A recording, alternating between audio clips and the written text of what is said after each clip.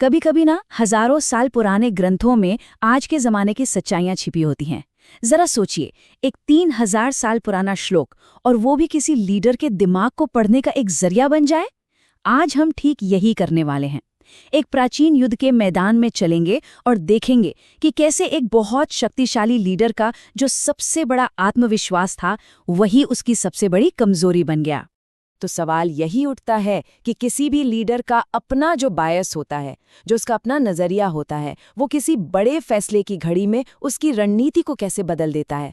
हम यही देखने वाले हैं कि कैसे हजारों साल पहले एक राजा का जो अहंकार था, वो आज भी हमें लीडरशिप की गलतियों के बारे में कितना कुछ सिखा सकता है।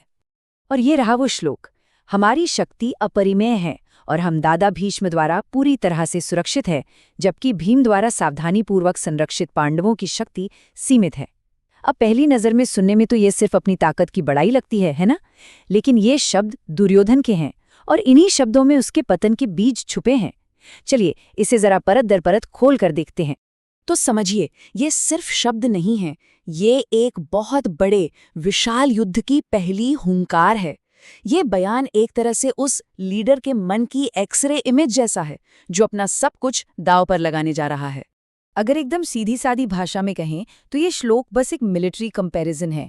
एक तरफ दुर्योधन की सेना और दूसरी तरफ उसके दुश्मनों की। वो बस अपनी और उनकी ताकत को तौल रहा है और कुछ नहीं। तो चलिए सबसे पहले ये देखते हैं कि दुर्योधन अपनी ताकत के बारे में सोचता क्या है। उसका ये जो इतना जबरदस्त आत्मविश्वास है, आखिर वो आ कहां से रहा है? दुर्योधन अपनी सेना के लिए एक बहुत ही पावरफुल संस्कृत शब्द चुनता है, अपर्याप्तम। इसका मतलब है असीमित, इमेजरेबल, जिसकी कोई सीमा ही न हो।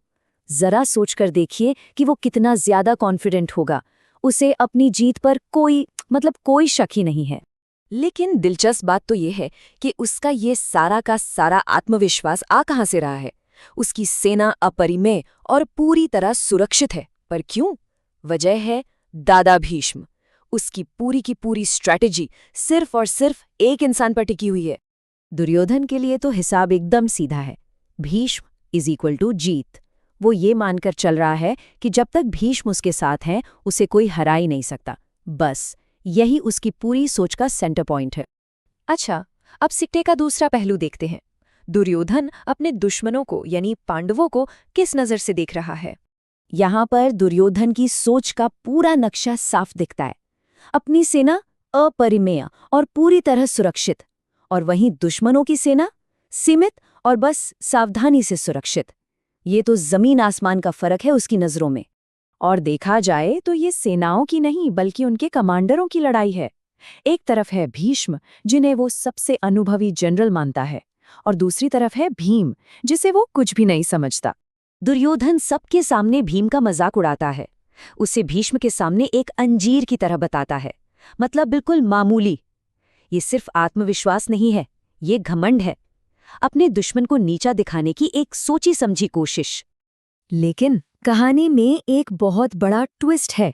वो सबके सामने भले ही भीम को कुछ न समझे, उसका मजाक उड़ाए, पर अपने मन की किसी गहरे कोने में दुर्योधन एक सच बहुत अच्छी तरह जानता था। वो सच ये था कि अगर कोई उसे मार सकता है तो वो सिर्फ भीम ही है।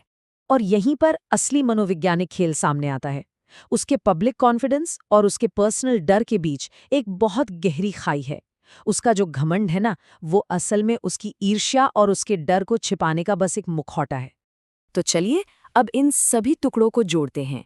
देखते हैं कि कैसे ये जो अंदरूनी खींचतान है, ये एक ऐसी स्ट्रेटेजिक गलती की तरफ ले जाती है जो आगे चलकर सब कुछ बदल देगी। देखिए, दुर्योधन की जो सोचने की प्रक्रिया है, वो कुछ इस तरह काम कर रही है। नंबर 1, वो भीष्म पर अपना पूरा का पूरा भरोसा टिका देता है। ये उसका एंकर पॉइंट है। नंबर 2, वो भीम के खतरे को सबके सामने छोटा बताकर खारिज कर देता है। और नंबर 3, वो अपनी ईर्ष्या और अपने डर को पूरी तरह से इग्नोर कर देता है।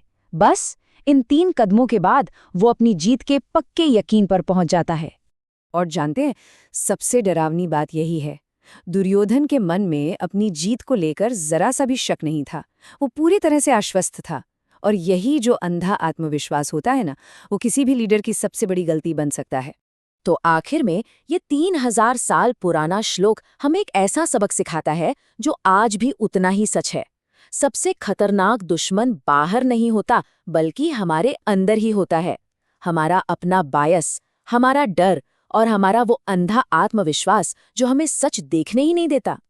सवाल तो बस ये है कि क्या आज के लीडर्स इस प्राचीन ज्ञान से कुछ सीख सकते हैं?